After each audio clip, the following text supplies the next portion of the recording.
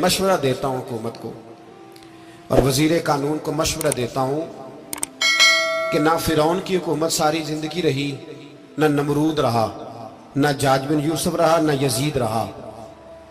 और यार दरबारी बन के हुक्मरानों की चापलूसी करते करते तुम यहां तक आ गए हो कि अब नबी पाक की इज्जत को हाथ डालना शुरू कर दिया है।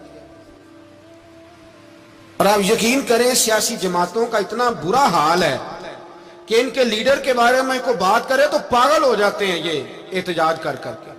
और उसने डायरेक्ट कह दिया कि खत्म नबूवत का मसला ही कोई नहीं, जो दीन की बुनियाद है, किसी को परवाह नहीं। मुझे तो उन लोगों की फिक्र हो रही है जिन लोगों ने इन्हें वोट दिए हैं, वो अल्लाह को क्या जवाब देंगे। और ये अल्लाह माशाल्लाह सारी सियासी जमातें इस तरह की। और मेरा वजीर कानून साहब को भी मशवरा है कि जिंदगी बड़ी थोड़ी है, बड़ी थोड़ी। अल्लाह सबको माफ करता है, अपने रसूल के गद्दारों को माफ नहीं करता।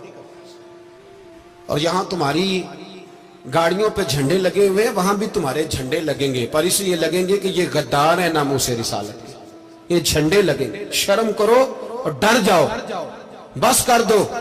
तुम्हारे मुंह में अब दांत पूरे नहीं रहे।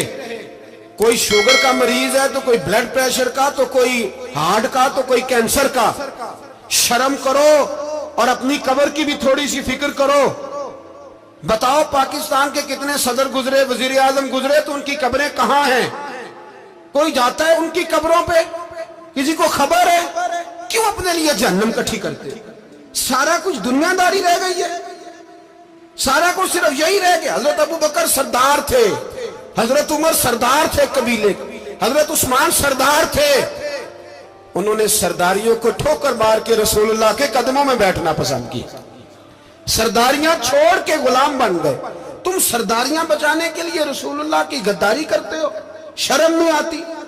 और काम शिकवा है मुझे इन लोगों से जो मौलवी तो कह देते हैं तू सियासत न कर, और किसी सियासतदान को मना नहीं करते कि जब तुझे सूरत फातिहा भी नहीं आती तो तुझे किसने इजाजत दी है इतनी बड़ी बात। और मैंने पिछले से पिछले जुम्मे भी कहा था, फिर कहता हूं और ऑन दी रिकॉर्ड कहता हूं, मरज़ई कल भी काफिर थे, आज भी काफिर और कयामत तक। और जो उनके कुफर में शक करे वो भी, और पक्का बेईमान है, काफिर है। वो वजीर कानून हो या सुबाई हो या विफाकी हो, मन शक्का फी कुफर ही फकत कफर। जो मरज़ई के कुफर में शक करे वो भी काफिर है। हमारे रसूल आखिरी रसूल है। हम किसी को ये इजाजत नहीं देंगे कि वो खत्म नबूवत में रखड़ा डालने की कोशिश करे। हम किसी को ये इजाजत है। और तुमने कौम को लूटा, लूटते रहो, अब ईमान पे डाके तो ना डालो। तुम्हें दौलत लूट के पेट नहीं भरा, अब ईमान लूटना शुरू कर लिया।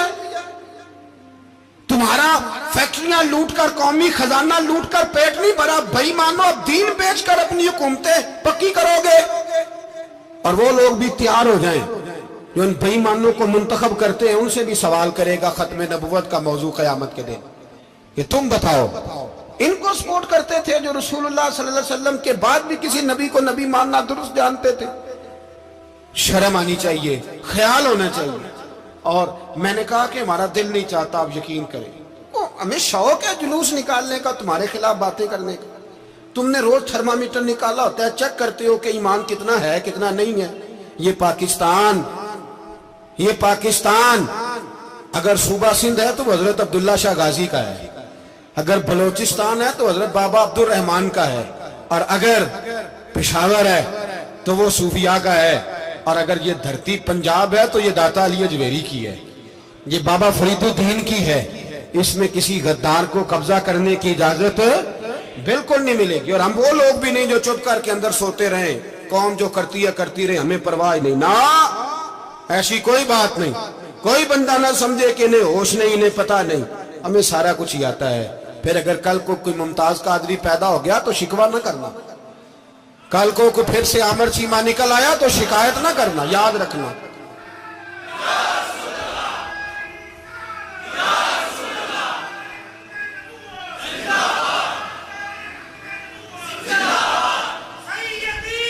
तो मेरे भाई खोल के बोलो, या नबी रसूल के बोलो।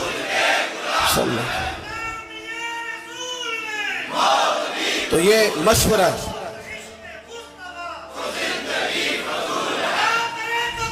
جزاک اللہ.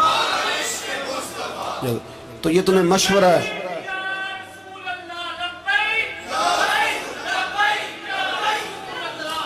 میری بات سنیں، یاد رکھیں، یہ لوگ بعد میں پچھتاتے ہیں، پھر مناظرے کراتے پھرتے ہیں، اس نے صحیح کیا کہ غلط کیا، پھر انہیں ہوش آتی ہے بعد میں، پھر ان کے ہواری نکل نکل کے میدانوں میں دلیلیں دیتے ہیں.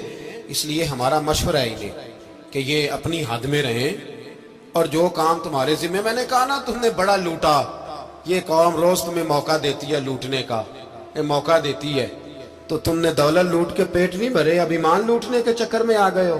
یاد رکھو، مسلمان گناہگار ہیں، غدار نہیں ہے. تمہیں دولت لوٹنے کا تو شاید موقع مل گیا ہے، پر ایمان لوٹنے کا موقع نہیں ملے گا. تو اس لیے اس کو لگام دو. اور ویسے بھی کتا جو پالتو ہوتا ہے نا، اس کو گھر کے اندر سنگلی سے باندھ کے رکھنا چاہیے. یہ تمہارے بوٹ چاٹتے ہیں، بھونکتے ہیں تمہارے حق میں، وزارتیں لیتے ہیں. ہم نے تو کوئی وزارت نہیں لی تم سے، اور نہ ہمیں شوق ہے اس لیے کہ ممبری کیا کرنی ہے جس کو ممبر رسول عطا کر دیا جائے. اس نے کیا کرنی ہے یہ ممبریاں، اس کو پکا پکا ممبر رسول دے دیا جائے. تو اس لیے اس سے باہر آؤ. میں نے کہا بڑے بڑے نمرود، فرعون، قارون دفن ہے، تمہارا بھی نام تک نہیں ہوگا، بالکل نام نہیں ہوگا. اس لیے ہمارا مشورہ، اور آپ لوگ بھی آئیں نا یہ اگلے سال، تو ان کو کھڑا کر کے پوچھ لینا، اسلامی جمہوریہ پاکستان کا تم نے ایم پی ایم نے بننا ہے، پہلا کلمہ ہی صحیح سنا دو. چلو خدا کا واسطہ یہی بتا دو کہ تمہیں نماز بھی ڈھب سے آتی ہے کہ نہیں. اور آپ کی موج ہے، آپ بٹھا لیتے ہیں سر پہ، کیا کریں، سمجھانے والے مفت گناہگار ہو گئے اور بہکانے والے سب تمہارے یار ہو گئے. اس لیے یہ چھیڑتے ہیں جان بوجھ کے. اور پھر جب کوئی ممتاز قادری علیہ رحمہ پیدا ہوتے ہیں، پھر انہیں دشواری ہوتی ہے، پھر ان کا جینا مشکل ہو جاتا ہے. یہ موقع دیتے ہیں، پتہ نہیں کس کے ایجنڈے پہ عمل کر رہے ہیں. میرا سوال یہ ہے، میں نے پچھلے جمعے پھر میرا سوال ہے کہ میں پوچھتا ہوں، اس آدمی کو ضرورت کیا ہے ختم نبوت پر بات کرنے کی، جب امت مسلمہ کے متفق کا فیصلہ ہے کہ مرزائی کافر، اسمبلی نے بل پاس کر دیا کہ مرزائی، ان کو اقلیت قرار دے دیا، اور جب سے وہ اقلیت بنے، نہ ہم نے ان کی عبادت گاہ جلائی، نہ ہم نے ان کو قبروں سے نکالا، نہ ہم نے، بس ٹھیک ہے جیسے عیسائی رہتے ہیں، یہودی سے کس ملک میں رہتے ہیں وہ بھی رہیں، اقلیت بن کرے، کوئی اعتراض. پر تم انہیں کھینچ کے کیوں قریب کرتے ہو؟ تمہارا کیا جرانہ ہے ان کے ساتھ؟ بتاؤ تو صحیح. ان لوگوں سے ان کو چاہیے اپنے منہ میں لگام ڈالیں، اور اگر نہیں ڈالیں گے پھر انشاءاللہ ڈالی جائے گی، اور بڑی تگڑی ڈلے گی، اور پھر ایسی ڈلے گی. سلمان تاثیر جب مرا تھا نا، تو 5-5 لاکھ روپیہ مولویوں کو آفر کی جنازہ پڑھاؤ، 5-5 لاکھ روپیہ چھوٹے چھوٹے مولویوں کو. اور داتا صاحب کی مسجد کے خطیب بھی صوبائی جو تھے، وہ خطیب تھے، ملازم تھے، انہوں نے کہا کہ ایمان نہیں بھیجنا، نکالنا ہے نوکری سے تو نکال دو.